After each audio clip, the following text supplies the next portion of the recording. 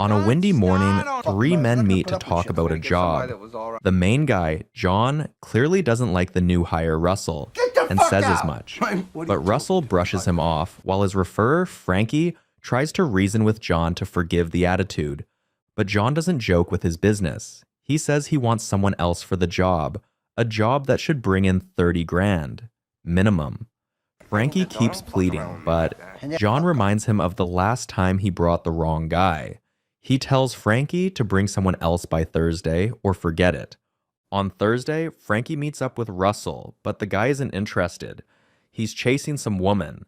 If you still like it then I'm in. If not...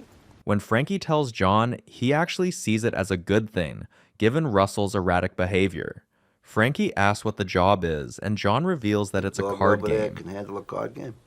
This freaks Frankie out, since he feels it's too risky. But John explains what happened with the last one. A guy named Marky, who ran the games, got greedy after seeing all the cash. He arranged for two guys to rob the place. Later, a man named Dylan came with another guy to beat the truth out of Marky. But Marky never cracked, and the guys left empty-handed. The game resumed. Business flowed as usual, and everyone forgot. Then, one random day at the table, Marky laughed and admitted the robbery was his idea.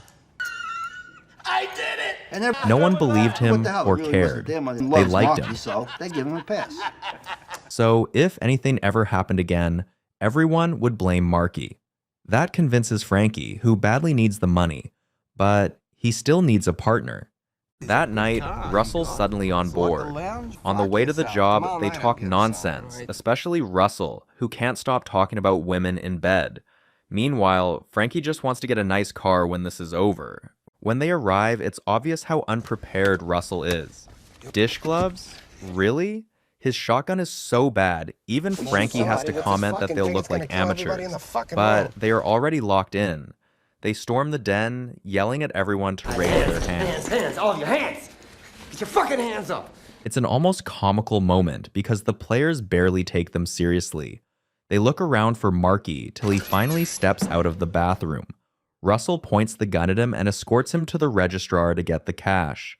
Marky, cool as ever, doesn't see these two as a real threat. Alone with Russell, Marky offers him a way out, warning that he'll either get eliminated or would walk away. Meanwhile, Frankie's outside, panicking, yelling for Russell. After a pause, Russell sticks with Frankie, grabs the boxes, and they leave. But when Frankie sees all the cash, something clicks. He starts harassing the players for their wallets too. Marky yells at him to stop, but Russell suddenly knocks him out, while Frankie finishes the job. Russell tosses everything in the boxes and bolts. Frankie backs out, gun still pointed, until he gets to the car. And somehow, this ridiculous plan works. On another morning, a driver meets a young man named Jackie, now in charge while Dylan recovers from a stabbing. They head to a bridge.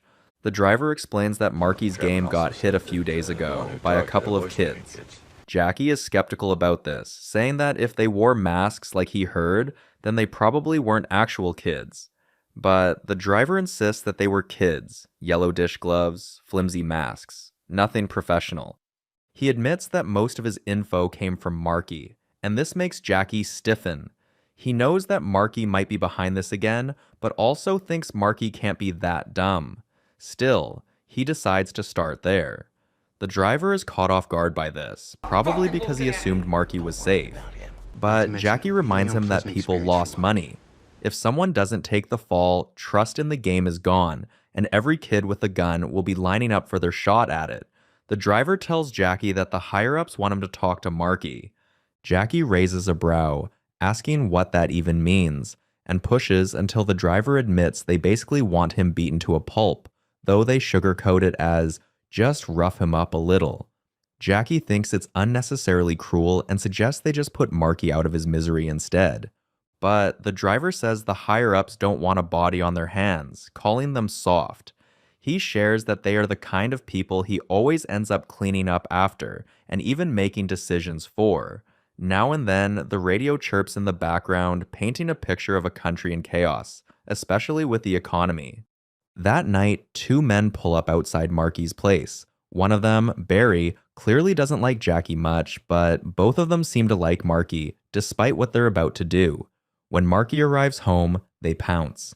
Steve, the other guy, orders him into the car. Marky is confused. He tries to talk his way out of it, swearing he didn't do anything wrong. But Steve and Barry have a job to do. They shove him into the car. At the drop-off, Marky resists again, still trying to explain his innocence, but the guys are already fed up. He finally steps out, resigned.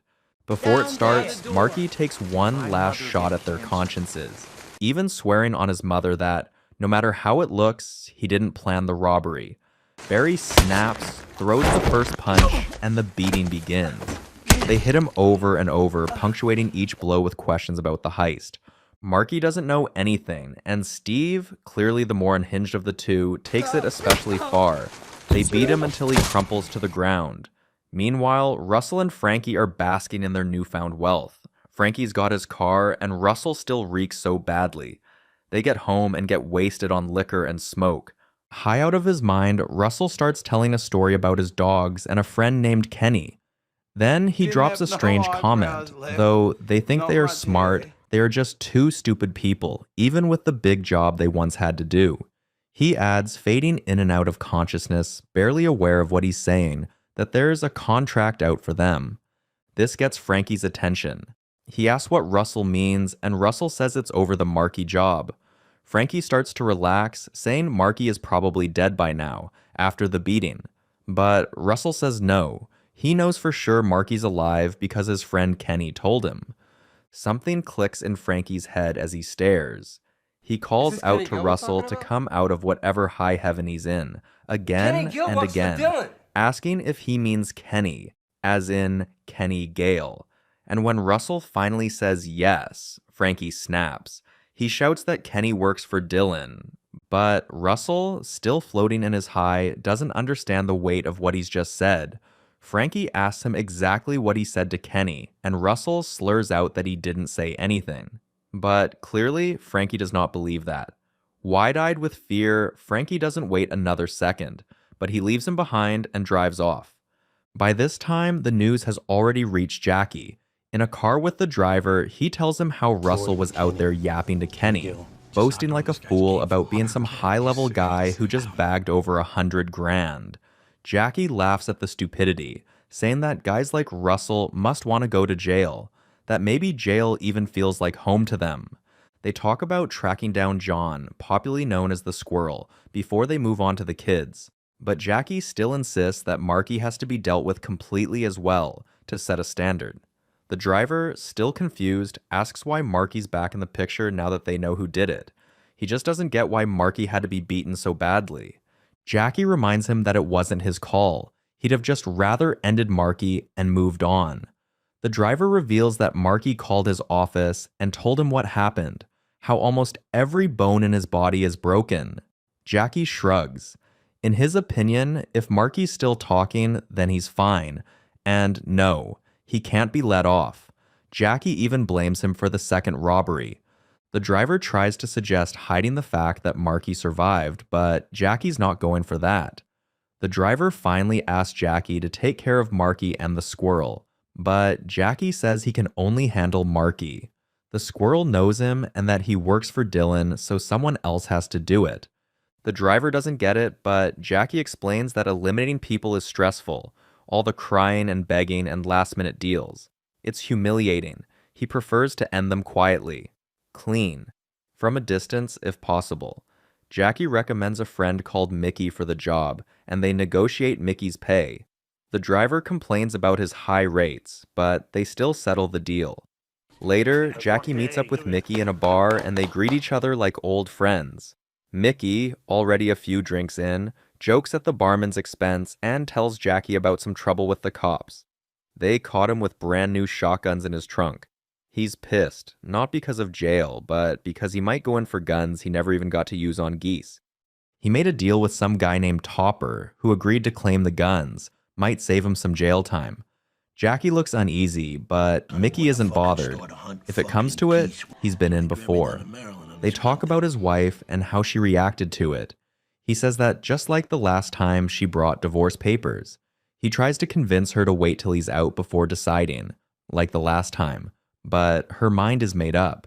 She reminds him of the last time he promised to be better, but failed. She feels like she keeps getting older while he keeps ending up in jail. But Mickey insists that there is some other guy somewhere, and he is sure of it. So he tells Margie, his wife, that she really has to do it for him at least this time. She cries, but has no choice now that Mickey knows about the new guy. Jackie tries to stop Mickey's lineup of drinks, but Mickey warns him not to. Then, Mickey sadly adds that the next time Margie brings out the divorce papers, he will sign them, because it's too hard for him. Jackie sympathizes with his friend, but Mickey is a tough guy. He won't run away from his problems. Finally, they get down to business as Jackie tells him the job at hand. He asks if he wants to handle the 2 targets, but Mickey declines, saying he isn't even supposed to be out, so he has to hurry back before they notice he's gone. Jackie is fine with it, and gives him the shallow details they need for the job. They both agree to finish the job that night. Later, Jackie meets with Kenny and gives him his usual pay, and a job asking him to be careful not to fuck things up. While they are still talking, Jackie spots Marky leaving and follows immediately, with Kenny sluggishly following him. Kenny is meant to be his driver, but Kenny talks too much, asks too many questions, which Jackie doesn't like. As he's leaving, Kenny tries to sneak the payment for their drinks into his pocket, but Jackie yells at him to drop it. An honest and kind murderer, that guy. He tells Kenny to pull up right beside Marky's car, and then, in the heavy night rain, he pulls the trigger, aiming at Marky's head.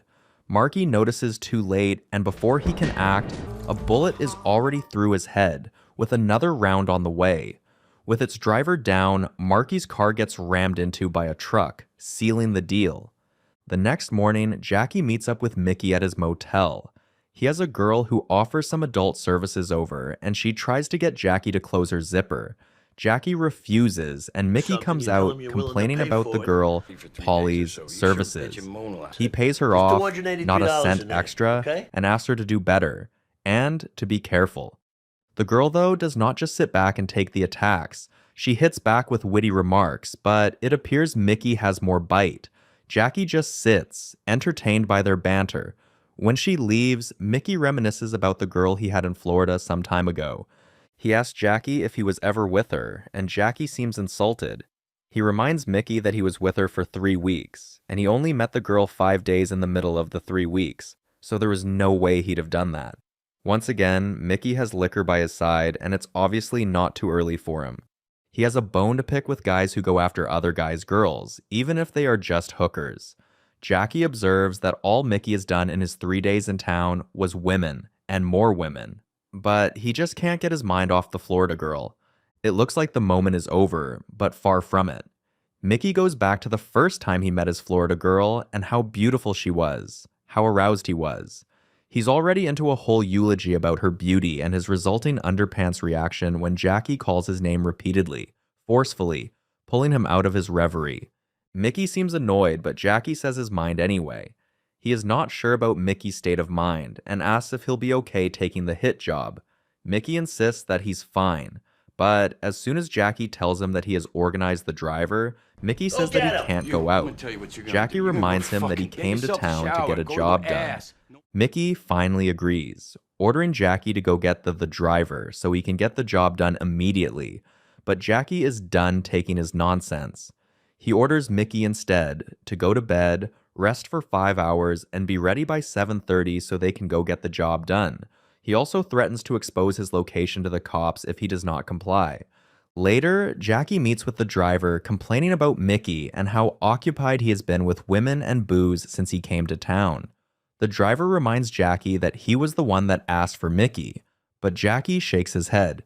He wanted the old Mickey, not the worthless one in front of him. The driver asks what Dylan thinks, and Jackie says that Dylan agrees with him. The problem now is how to get Mickey out of town without him rattling off their plans to the cops. Jackie knows that if Mickey suspects he was behind it, then he'll surely talk. So he tells the driver that they can make Mickey get in a fight with a whore in a hotel that does not like whore fights. Then, the cops will find him, revoke his bail, and send him back home and out of their hair. The driver feels it's too harsh, but they don't have a choice. Jackie even thinks it's the best thing for him. But Jackie felt murder was better than a broken body for Marky, so we're not too sure about his sense of judgment. But, okay. They talk about the price for the girl that will cause the fight, and the driver sighs. He reminds Jackie how inefficient all these minor problems are making them, especially him, look to the people in charge. But Jackie doesn't mind. Later, Russell walks into a building looking as raggedy as a homeless person. He heads to his safe where he hid some money, oblivious to all the eyes and ears around him. In no time, he is surrounded by cops, but he is still too high to even register what is happening, or to struggle. Frankie hears about it and tells John. He seems really worried about him, and by extension, about himself. But John doesn't seem too worried. Frankie is still freaking out. He can't help but feel like soon he'll end up like Russell, or even like Marky. He knows he has no friends, no one to call if he gets in trouble, and this terrifies him. He feels lucky that Marky was murdered instead of him, but he also feels bad for causing Marky's demise. He is honestly so confused about the trajectory his life has taken. But maybe he has seen his future, because Jackie soon pulls up his car into a neighborhood that is so violent, a fight literally erupts into gunfire in the mere seconds it takes Jackie to park his car and walk into a bar next to Frankie.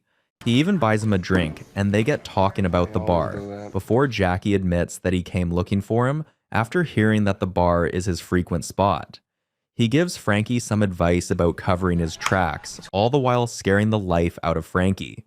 He seems prepared for his end when Jackie asks him where John will be the following night.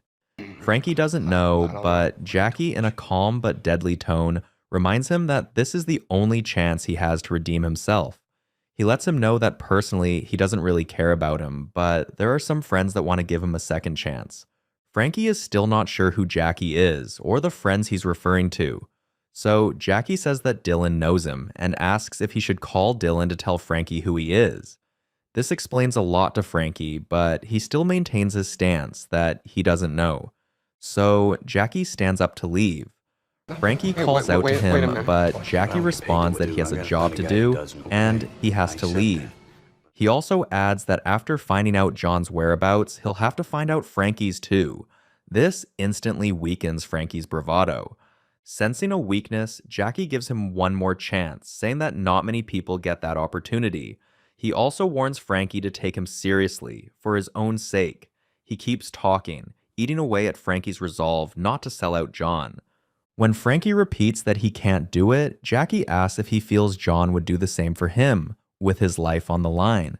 Frankie tries to think, saying he can't do it, but Jackie asks if he can take the alternative option. This eventually seals Frankie's mind. He tells Jackie where John will be, and that he'll be at home. But Jackie informs him otherwise. He will be with him, handling John. Frankie tries to escape it, but Jackie doesn't give him a chance, telling him to learn to fix his mistakes. That night, as they park the car and prepare to leave, Frankie tries to convince Jackie that John is actually not a bad guy. Jackie doesn't argue, but comments sarcastically that was why he got Frankie almost 6 years in jail, because he's a good guy. Frankie, the silly innocent kid, tries to argue that it wasn't John's fault, but Jackie educates him that when someone else does something and makes another take the fall, then it was the first person's fault. Frankie keeps trying to defend John, saying the jail incident was hard on him too. At this, the ever-benevolent Jackie promises darkly that John will never have to go to jail again. Finally, John pulls up with his date, and Frankie tries to confuse Jackie, but Jackie sees through it. He asks how long they'll take and if they'll stay there for the action. Frankie shares that the girl has a roommate and John will probably go to a motel. Jackie heads out at once to finish the job. But as soon as Frankie sees John approaching his car, he starts fidgeting. But it's no use. Jackie fires the first shot, but that one does not hit John. So he moves in closer and finishes him off with another to the head. The sirens start to get closer, so Jackie runs back to the car to the now traumatized Frankie and orders him to get moving before the cops arrive. At least John won't ever go to jail again, like Jackie promised. As they zoom off onto the road, Jackie asks Frankie to slow the car down before they call attention and get caught. Kid, slow down. I can't. But Frankie is freaking out so much that he can't think straight or act right. Jackie repeatedly warns him that they have a long way to go and he has to slow down. Frankie asks if Jackie would rather drive, so they pull over and switch places. As they get to their stop, Jackie goes over the instructions with Frankie, making sure he remembers what he's supposed to do to erase all evidence. Frankie sounds exasperated with the many questions, but he still answers them. Jackie eventually comes down, and Frankie takes the driver's seat again, looking a bit more relaxed now that he's done talking. Jackie stands at the window for a moment, then asks Frankie to repeat the instructions. As soon as Frankie begins rattling them off again, Jackie suddenly pulls the gun on him and shoots him in the head multiple times, just to be sure. He then wipes down the door handles himself, calmly, without rushing, and walks over to his own car. He gets in and drives away. After concluding the job, Jackie meets up with the driver in a bar. He tells him the jobs are done, clean, no mistakes. But the driver doesn't seem impressed at all. In fact, he thinks Jackie took too long, that the job was long overdue. Jackie is baffled by this attitude. He genuinely feels like he's been trying to be nice to the driver, doing him favors, being reasonable, and yet the driver never seems to appreciate anything. The driver, in turn, thinks it's ridiculous and he says as much. Jackie's offended. He asks to be paid and then excuses himself, saying he needs to take a leak. He also wants to count the money in peace. When he gets back to the table, he's quiet, but clearly even more pissed. He stands over the driver and says there's only 30 grand in the bag, where there should be 45. The driver calmly affirms that he was paid 10 per head, same as Dylan used to get. Jackie is not having it. He charges 15 per head for this job and nothing less.